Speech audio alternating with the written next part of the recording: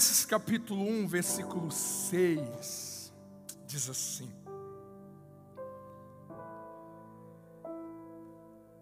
tendo por certo isto mesmo,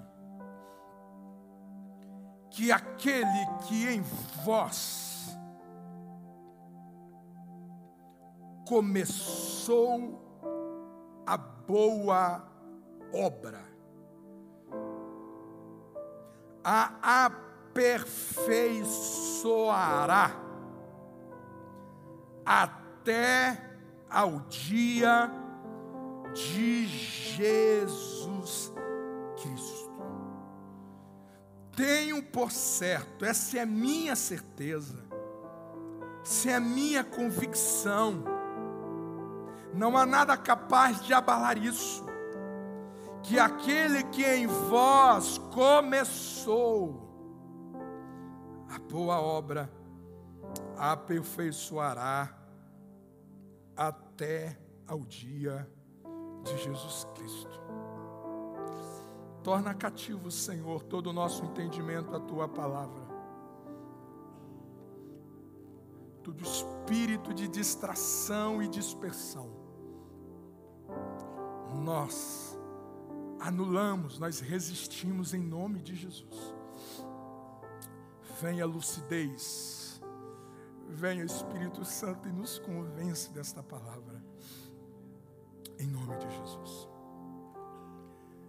Jesus diz de que se os nossos olhos forem bons, todo o nosso corpo ele será iluminado. Parece-me que Jesus está chamando a nossa atenção de que a maneira, o espírito pela qual nós enxergamos a vida é determinante para o que acontece dentro de nós. E eu quero, de antemão, chamar a sua atenção para uma estrutura bem didática a respeito da história da humanidade. E a partir dessa estrutura, você será convidado a estabelecer a sua visão a partir das Escrituras. Porque a maneira com que você olhará para as circunstâncias e a vida, isso dependerá dos processos de maturidade para a sua vida.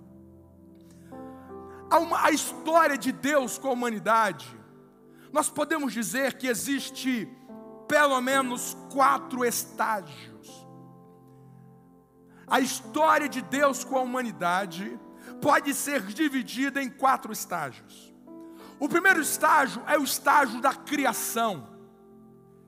É o estágio de Gênesis capítulo 1 e capítulo 2. É o estágio onde que tudo era perfeito. Era o estágio onde que tudo funcionava na mais absoluta perfeição. O casamento, a masculinidade, a feminilidade, o homem e o seu governo, a mulher e o seu papel, tudo funcionava de maneira plena. Você já parou para pensar como que não funcionava o casamento antes da queda? Você já parou para pensar como não era o relacionamento de Adão e Eva? Você já parou para pensar como era o espírito do trabalho antes da queda? Como que o homem trabalhava? Como que o homem executava os seus papéis e as suas tarefas? Todos os adjetivos de bom, de muito bom, encaixa nesse primeiro estágio, que é o estágio da criação. Deus olha para a criação e diz que tudo era tudo era bom. O Criador declara de que tudo era bom. Mas de repente vem um segundo estágio. E aqui reside a minha e a sua atenção, de que o segundo estágio fala da queda. Fala de Gênesis capítulo 3. A queda vai imergir a humanidade em uma cultura totalmente desfigurada. O homem, a criação é descaracterizada. Tudo que estava em ordem, tudo que estava funcionando em sua plenitude, quando o pecado se estabelece, aquele caos que havia no versículo 2, ele volta numa perspectiva espiritual e com algumas evidências na criação. E aqui começa uma leitura que você precisa ter em relação à vida, de que o mundo em que nós vivemos é um mundo caído. O mundo em que nós vivemos é um mundo que a Bíblia diz que jaz no maligno. Você precisa entender que após a queda, todos os seres humanos passaram a nascer pecadores. Se antes da criação tudo funcionava em plenitude, se antes da criação tudo funcionava na excelência do padrão de Deus, após a queda, nunca mais haveria perfeição no sentido de ausência de defeito na criação. Nunca mais haveria seres humanos perfeitos. Nunca mais haveria casamentos perfeitos. Esse tempo atrás, lá em casa, nós fizemos uma brincadeira. E a brincadeira era a seguinte: quando eu fui ministrar em um evento de casais, eu fui tentar procurar na Bíblia alguma família modelo. E eu fiquei assim, chocado. É que na Bíblia não tem essa família. Quando um homem era bom, a mulher era virada. Aí quando a mulher era boa, o camarada é cabeça. Quantos pais, nossa, esses pais aqui são excelentes. Aí os filhos, você não encontra uma família nas escrituras que fala aqui, homem, mulher, filhos, funcionando plenamente. Aí qual foi a nossa brincadeira? Bom, já que não tem, então a gente vai arrumar. Aí a gente começou a casar fulano com ciclano. Aí nós fizemos um casamento legal. Nós pegamos, por exemplo, não tem aquela parábola do samaritano? Você sabe com quem nós casou ele? Com a samaritana convertida. Uau! Pensa o samaritãozinho que não ia nascer ali. Samaritano com a samaritana convertida. Imagina se Paulo tivesse casado, por exemplo, com a Débora. Pensa o estouro. Não tem famílias perfeitas mais. E por que não tem? Não tem porque o mundo está caído. Então você não se pode esperar um homem perfeito para casar. Você não pode se esperar uma mulher perfeita para casar. Porque não existe mais nessa perfeição plena que havia em Gênesis 1 e 2. Aonde que a mão do homem está, a imperfeição mora. Algumas coisas não vão funcionar como deveria. Você não pode pensar que você conviverá com pessoas perfeitas ou com circunstâncias perfeitas, porque isso já não existe mais. E isso depende da sua visão que você tem da queda. Agora, qual foi a maior consequência da queda?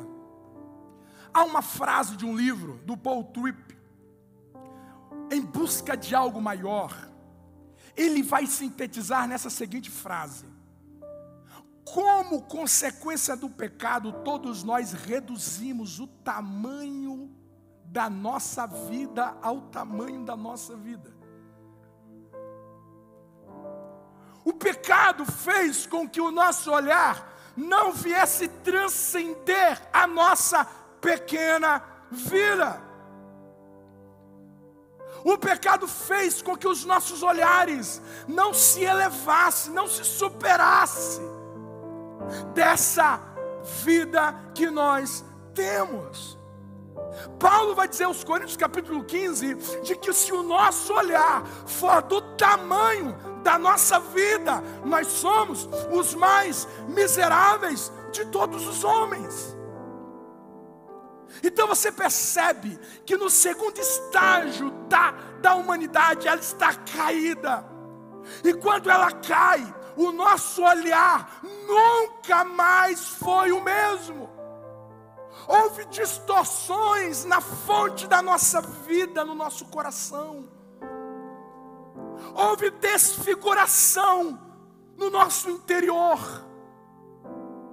Existe algo tão assim impactante, que o pecado fez com que nós vivêssemos os momentos ruins de maneira pecaminosa, e que nós viéssemos receber as dádivas de Deus também de maneira pecaminosa. O pecado arruinou o nosso entendimento. É aqui que entra o terceiro estágio da história de Deus com a criação, que é o estágio da redenção. Aleluia. Deus, no seu infinito amor, não planejou e não tolerou de que a humanidade vivesse unicamente em queda. Então, antes da fundação do mundo, Deus havia projetado em Cristo a obra da redenção. E é esse estágio que você vive quanto igreja. É nesse estágio que você vive como homem e mulher de Deus. E é aqui que entra o nosso texto, que muito embora nós estejamos no estágio da redenção, nós já não estamos mais caídos, nós não estamos mais mortos nos nossos delitos e pecados. Agora nós vivemos em Cristo Jesus. O nosso nome está escrito no livro da vida. Não há nenhuma condenação para aqueles que estão em Cristo Jesus, diz as Escrituras. Muito embora que se a trombeta soar, se houver o alarido de Deus, a voz de arcanjo, e o céu se abrir, e nós sermos arrebatados para encontrar com Ele, muito embora que isso aconteça hoje, estejamos prontos para isso. Você precisa entender de que Deus está em obra na sua vida. E a obra que Deus está na tua vida diz respeito a te amadurecer. A obra que Deus está na tua vida é que Deus quer te amadurecer. Existe um nível, existe um alvo em que Deus estabeleceu para você chegar. E o texto diz que aconteça o que acontecer, a obra de Deus. Eu vim de um lugar nesse final de semana, um lugar tenebroso em relação à infraestrutura. É uma capital do nosso país. E você vê-se muitas obras inacabadas. Inacabadas é algo assim impressionante. Prédios, mais prédios que estão abandonados. Paulo está dizendo: o que Deus começou na minha vida, o que Deus começou na tua vida, não ficará no meio do caminho, não ficará inacabado. O que Deus começou, Ele vai terminar. Ele vai terminar. Parece que não, mas Ele está em obra na tua vida. Se você crê nisso, dá um brado de glória e aplauda o nome do Senhor Jesus.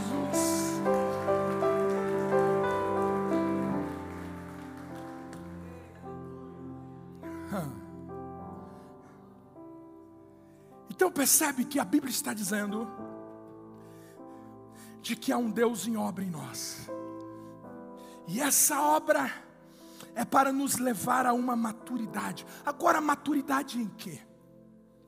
E hoje nós falaremos sobre o foco da maturidade. Ou os focos da maturidade. Essa obra que Deus está querendo, que está fazendo em nós, para nos amadurecer. Em que direção? Aonde que Deus está querendo nos amadurecer? Em primeiro lugar, a obra que Deus está na minha vida.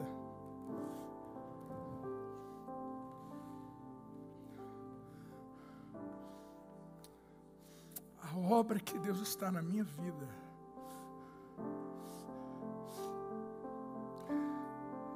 é para me levar numa maturidade de conhecimento de Deus.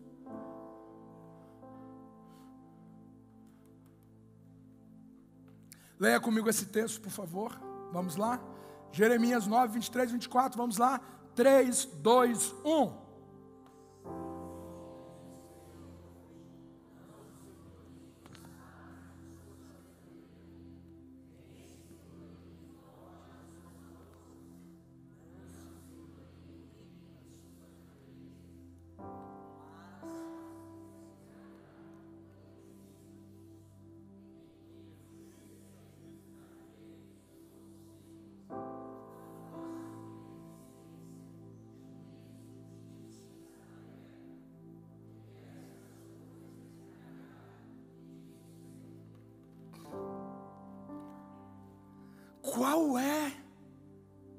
Qual é a razão pela qual nós devemos nos gloriar?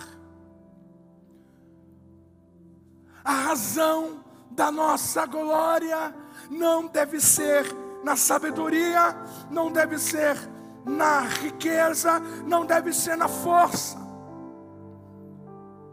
O que vai agradar o coração de Deus é o quanto que nós estamos o conhecendo. Agora eu quero que você entenda qual é o caminho que Deus está nos conduzindo essa noite. Se você entender de que o foco da obra que Deus está fazendo em nós é o foco de nós conhecê-lo.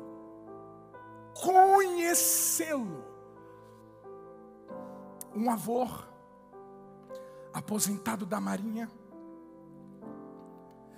sempre quando ia ver o seu neto bem novo, bem pequeno, ele contava para o seu neto a respeito das viagens, das tempestades, aquelas histórias assim arrepiantes do que ele já havia vivido em alto mar. E o neto disse: vovô, o meu sonho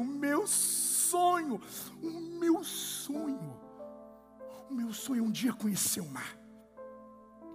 E todas as vezes que ele via o vovô vinha e dizia: conta mais uma.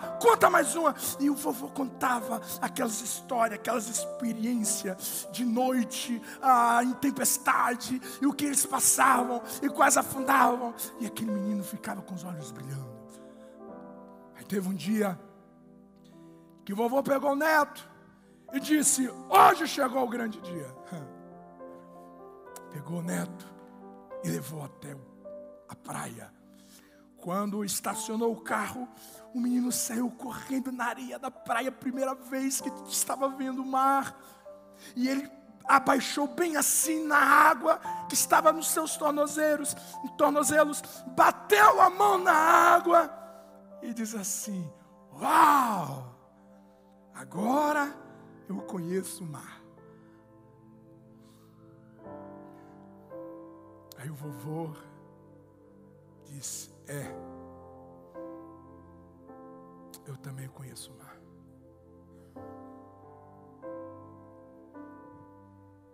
Qual desses dois níveis que você conhece a Deus? Qual desses dois níveis que você conhece a Deus? É o nível de você bater a mão na água, bem assim no tornozelo, e dizer: uau, eu conheço Jesus. Uau, eu conheço a igreja. Uau, eu conheço a Bíblia. Quando você mentaliza de que o que Deus está operando em mim é para me amadurecer no conhecimento dEle, em nome de Jesus, em nome de Jesus, deixa isso salvar a sua mente. Porque muitos de nós estamos perecendo na vida, porque nós estamos ignorantes ao que Deus quer de nós. A gente vai para a presença de Deus com as nossas angústias, com os nossos anseios, com os nossos pedidos, com as nossas carências. Nós chegamos diante de Deus com as nossas petições, do que Ele tem de nos dar, do que Ele precisa abrir, do que Ele precisa providenciar. Nada contra isso. Mas você precisa entender que o plano de Deus, a obra que Deus está operando na sua vida, é para te levar no conhecimento dEle. É dEle. O Evangelho não é falar de homem. A cruz não é um Deus servindo homem. A cruz não é Deus descendo e fazendo a vontade do homem. A cruz é o caminho que foi aberto para nós conhecermos a intimidade de Deus. E você precisa entender de que o foco da maturidade é te levar ao conhecimento de Deus, a um conhecimento de Deus. E por que isso tem a ver com maturidade? Sabe por quê? Isso tem a ver com maturidade, porque Deus está tão disposto que você o conheça. Deus está tão disposto que você o conheça, que Ele está disposto em quebrar todo o nosso conforto, se for preciso.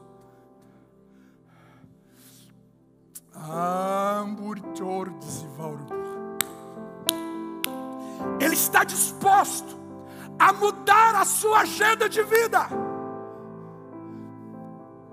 Ele está disposto a tirar, se for preciso.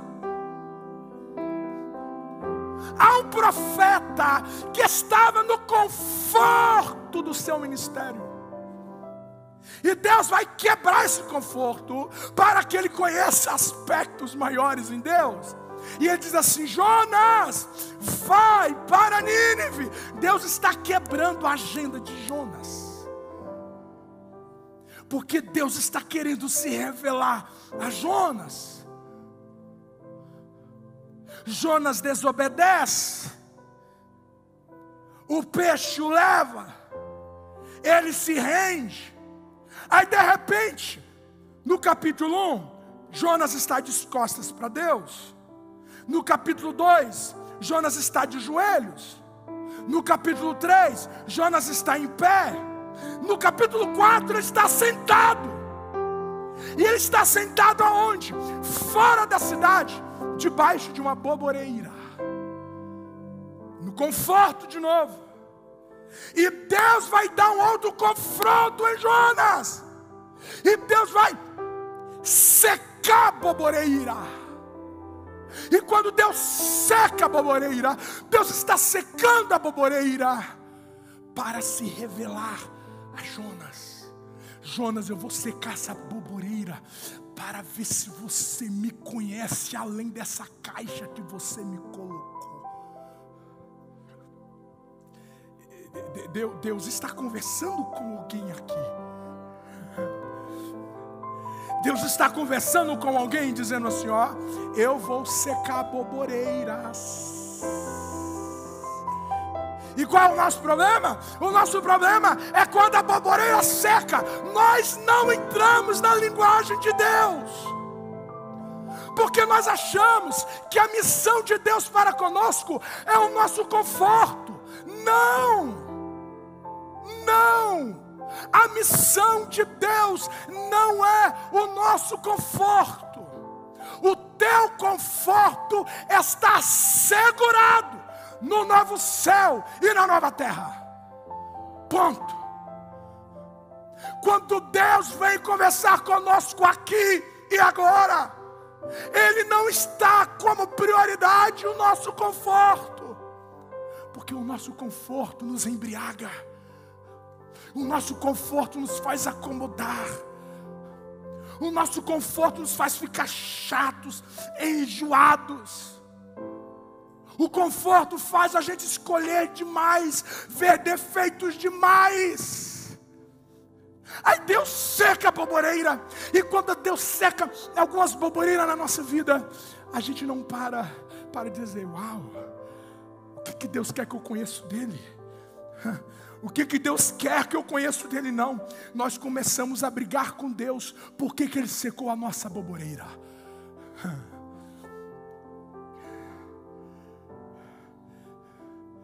Você se lembra de Jó? Você se lembra um Jó que era reto?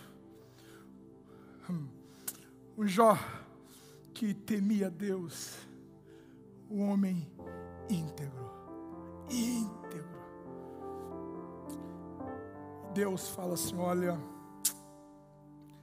eu preciso quebrar esse conforto.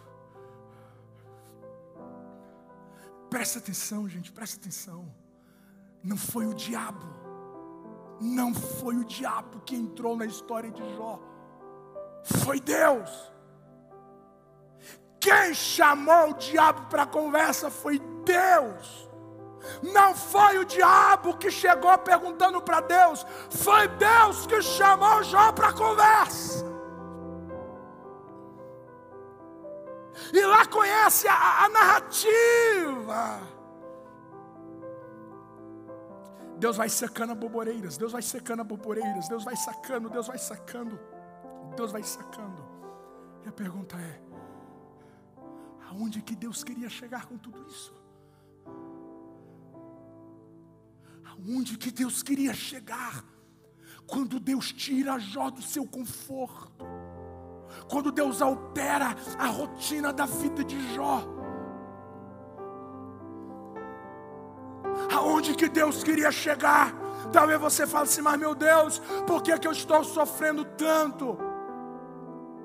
Primeiro, se você vive nesse mundo caído, nós sofreremos. Se você vive nesse mundo caído, sofrer é inevitável, ponto.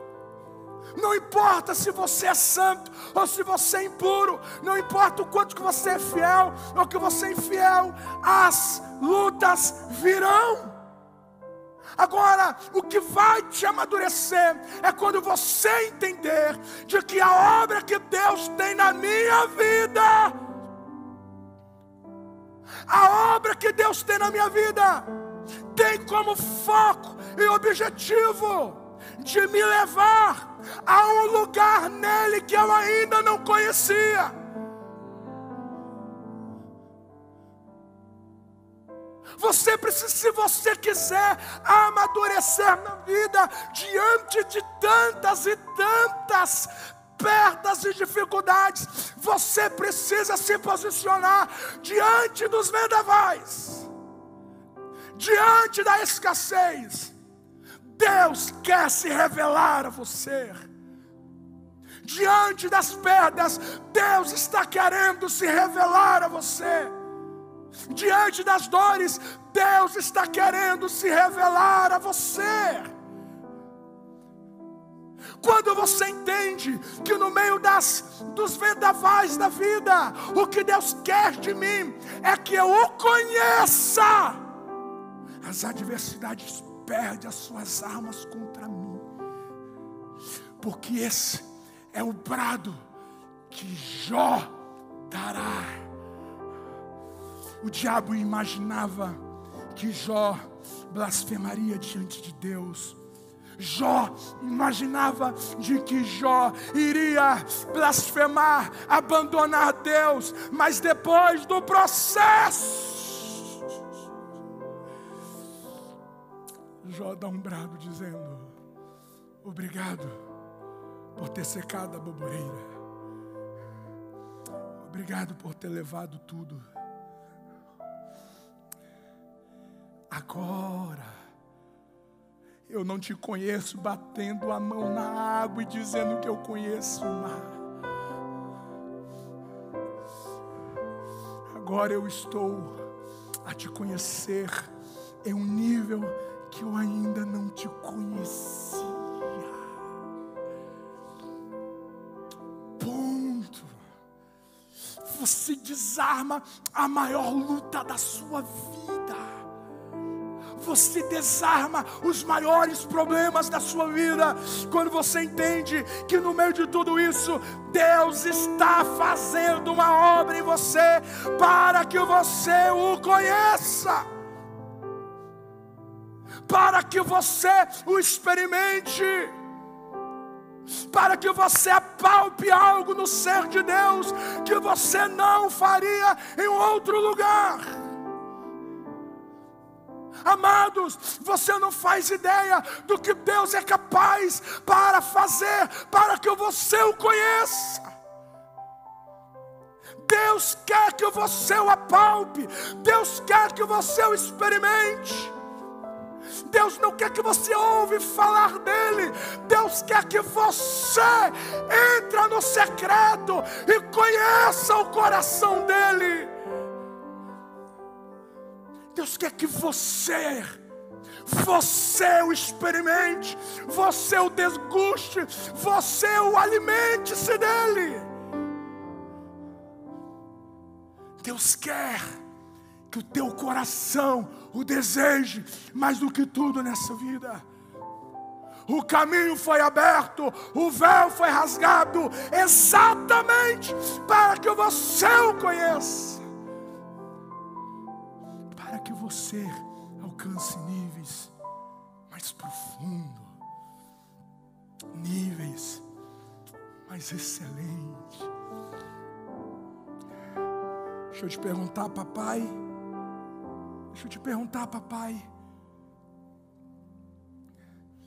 Qual é o legado que você está deixando para os seus filhos em relação ao conhecimento de Deus?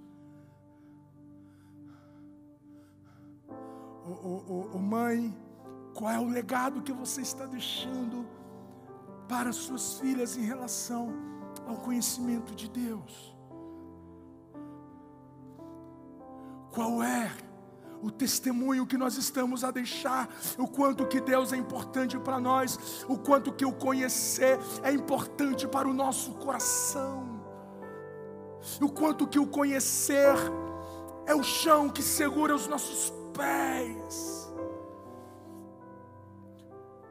É disso que o Evangelho veio falar. O Evangelho veio falar do conhecimento de Deus.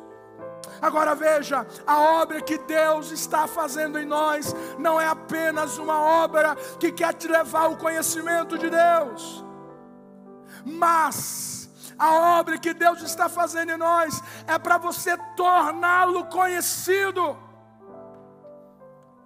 Não é apenas você que o conhece, mas uma vez que você o conhece, agora alguém vai conhecer também. E aqui entra a maturidade da vida. Aqui está a maturidade da vida. Vamos ler alguns textos? A maturidade da vida não é que... Não, o Evangelho não está falando de mim. O Evangelho não veio falar que eu sou o centro. O centro é que Ele seja conhecido. O centro é o quanto que eu estou revelando Deus. O centro é o quanto não é que o meu nome seja aplaudido, não é o quanto que o meu nome seja mencionado, não é o quanto que o meu nome seja reconhecido. Tem um vídeo fabuloso, eu aconselho a você assistir, é 4 minutos, é um vídeo que fala sobre a mulher invisível. É um filme fabuloso. Essa tensão de uma mãe dentro de uma casa, de que ela faz tudo, mas ninguém vê. Ninguém vê. E ela vai contando o quanto que às vezes isso machucava. O quanto que isso fazia ela sangrar. Aonde que as roupas estavam passadinhas, mas ninguém ia pegar a roupa e dizer: mãe, obrigado por essa roupa passada. A comida estava pronta, mas ninguém chegava elogiando: nossa, a comida está no horário. Não. E ela dizia o quanto que isso sangrava o seu coração. Até que um dia ela entendeu de que ser invisível era um remédio que Deus estava dando a ela, para que o seu orgulho não brotasse. Porque na vida não é o meu nome, não é o meu título. A vida não está falando do meu título. A vida não está falando, a história da Bíblia não está falando do meu nome. A história da Bíblia é o quanto que Deus está sendo conhecido sobre a terra.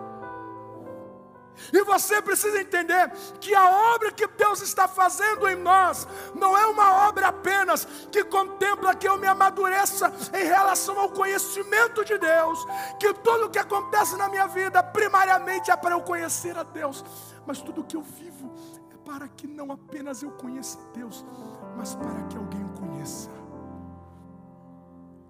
Vem comigo para alguns textos.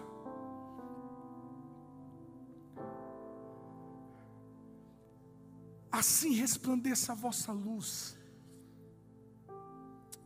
diante dos homens,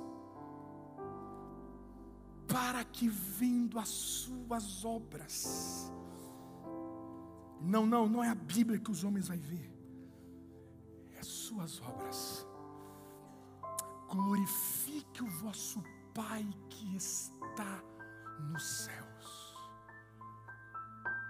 Guarde isso. Porque eu tenho para mim que Deus a nós, apóstolos, nos pôs por último como condenados à morte, pois somos feitos espetáculo. Guarde isso, espetáculo ao mundo, aos anjos e aos homens. Efésios vai dizer, para que agora pela igreja a multiforme sabedoria de Deus seja conhecida dos principados e potestades nos céus, segundo o eterno propósito que fez em Cristo Jesus nosso Senhor.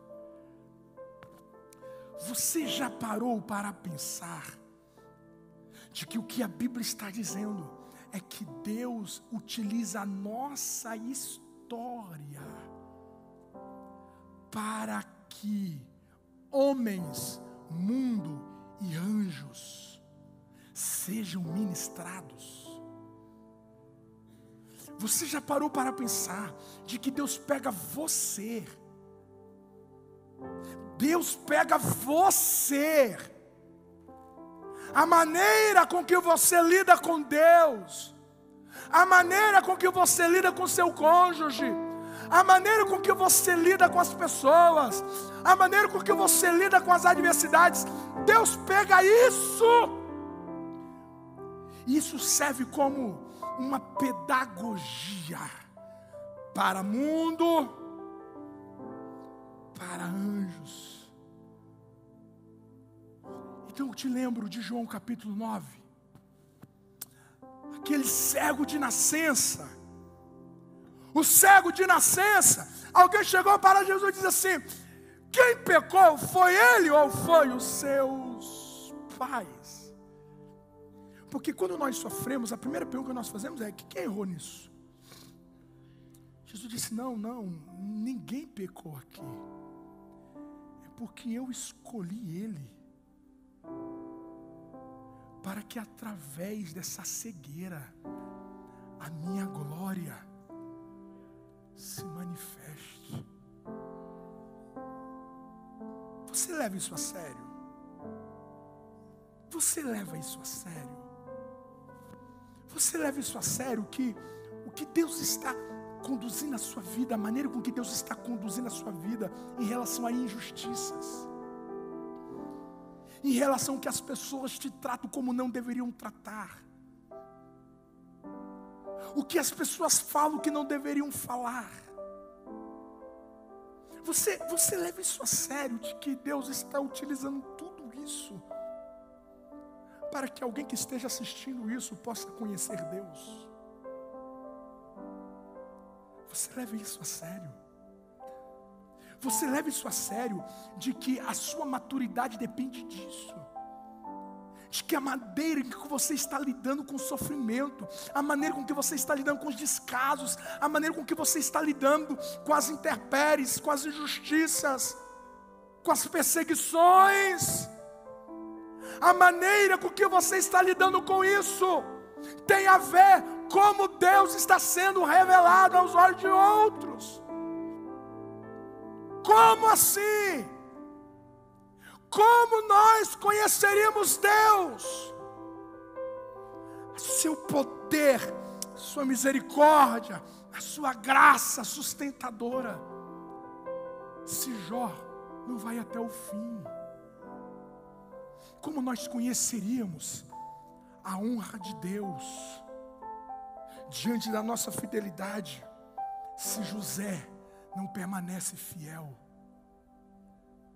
na cisterna, se José não permanece fiel no calabouço, na prisão? Como que nós conheceríamos a graça de Deus se não fosse Paulo em uma prisão cantando e orando? Você está nítido para você que a nossa vida não tem a ver com nós. A nossa vida tem a ver com Deus, tem a ver com a glória de Deus. E à medida em que você entende isso, você experimenta algo grandioso de Deus. Porque Jó viverá o melhor da sua vida. O melhor da sua vida. José, ele vai ser vendido aos seus 17 anos. Ele ele será governador aos 30. 17 a 30, quantos anos? Vocês são bons de português, né? 13. Você sabe com quantos anos que o José morreu?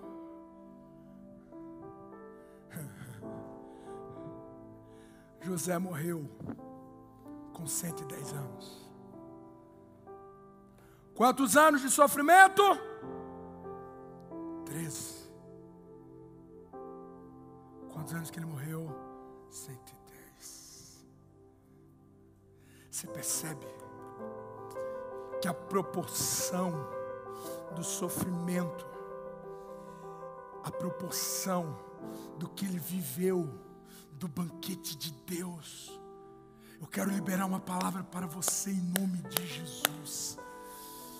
O que você está vivendo tem a ver com o que Deus está sendo revelado através da sua vida. A maneira com que você está lidando com o seu marido dificultoso, a maneira com que você está lidando com a sua esposa dificultosa, a maneira com que você está lidando com esse tempo de escassez, a maneira com que você está lidando com a vida, isso tem a ver, alguém está assistindo, alguém está contemplando, alguém está vendo você. E Deus está dizendo o seguinte: quando você entende que a obra que Deus está fazendo em você é para que mesmo diante dos momentos mais difíceis, alguém conheça Deus através de você. Aguardem, porque esse tempo passa e uma nova estação chega para a sua vida. Você crê nisso? Diga amém. Ei,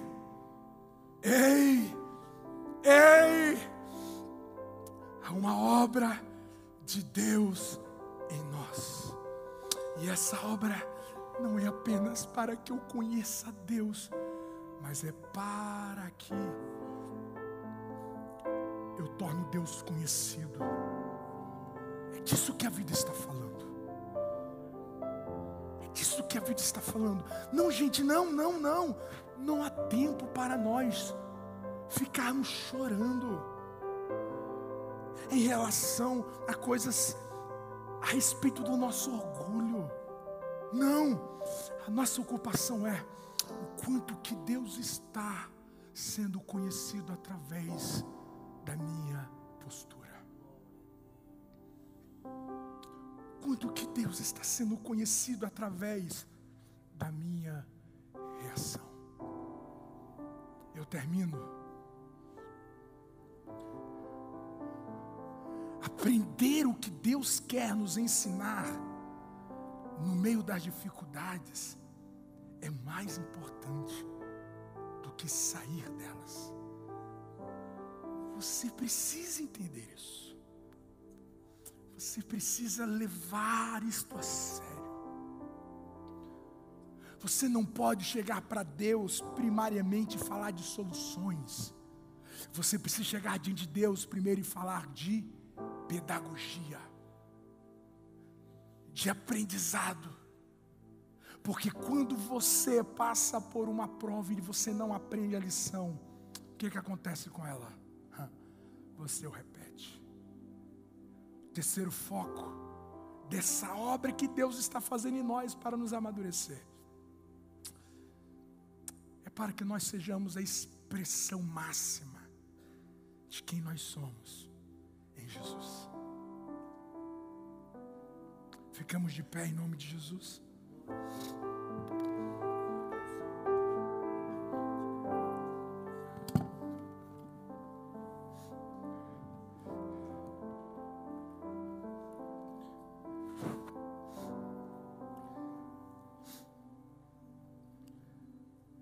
Quem gosta de abacate aqui? Resga. Depois eu vou sortear.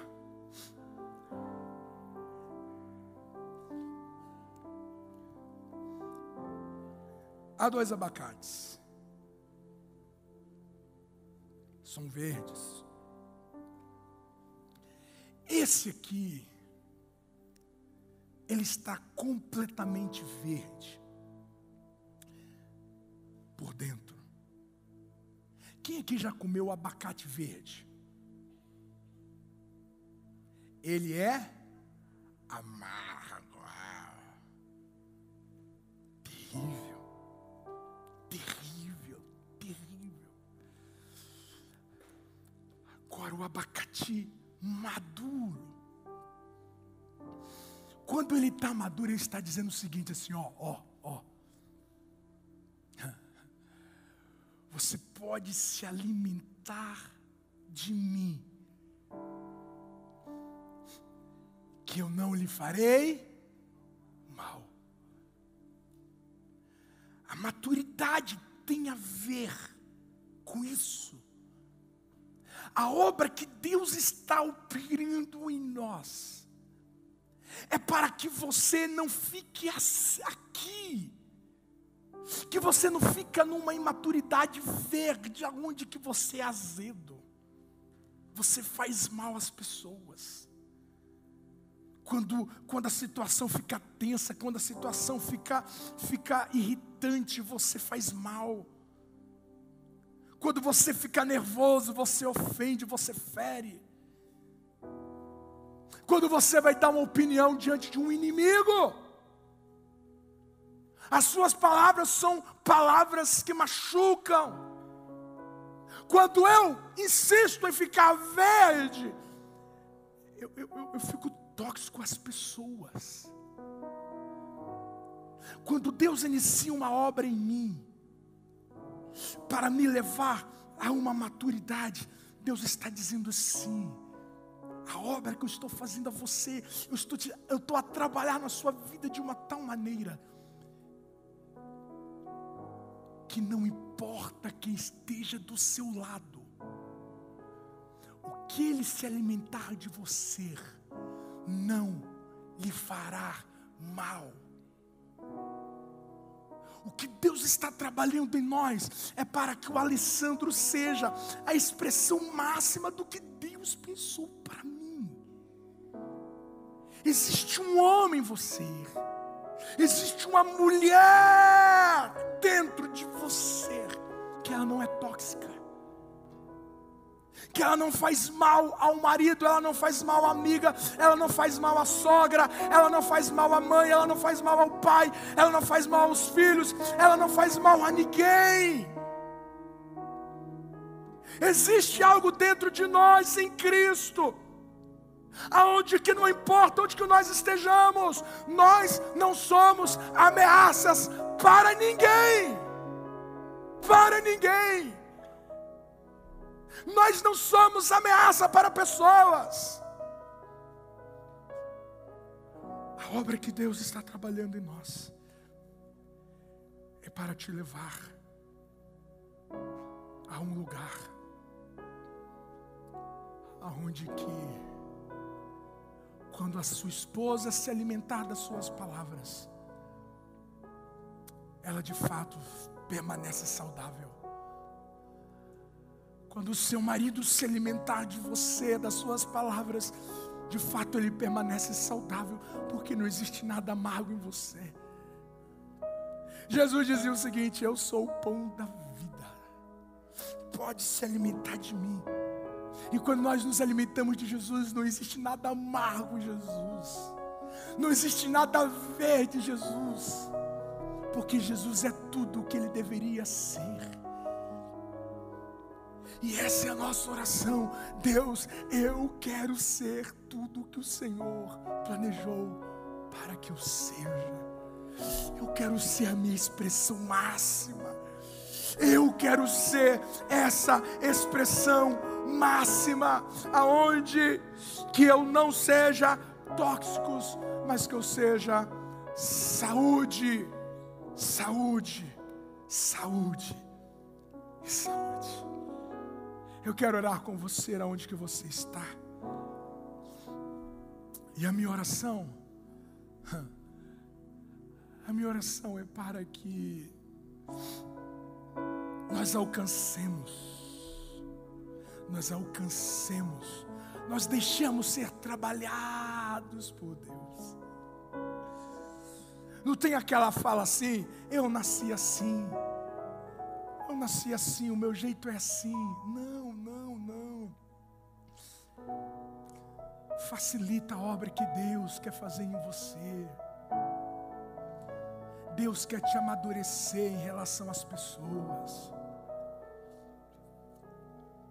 Deus quer te amadurecer em relação a gente.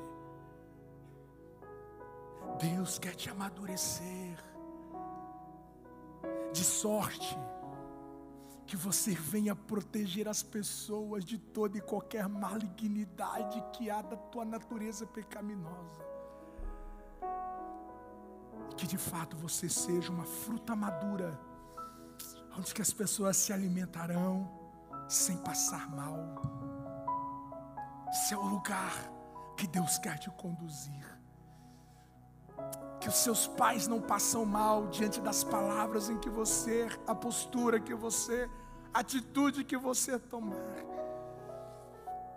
Que absolutamente ninguém à nossa volta venha padecer, mas que venha se alimentar de nós, porque nós temos alcançado maturidade, nós estamos prontos para sermos alimento uns aos outros diante da vida. Vamos orar. Pai, a nossa oração esta noite, a nossa oração é para que o Senhor, a nossa oração é para que o Senhor nos ajude a entender o foco da nossa maturidade. O Senhor está querendo nos amadurecer para o conhecimento do teu ser. É isso que importa. É isso que importa. O quanto que eu estou conhecendo de ti. O quanto que eu estou conhecendo de ti.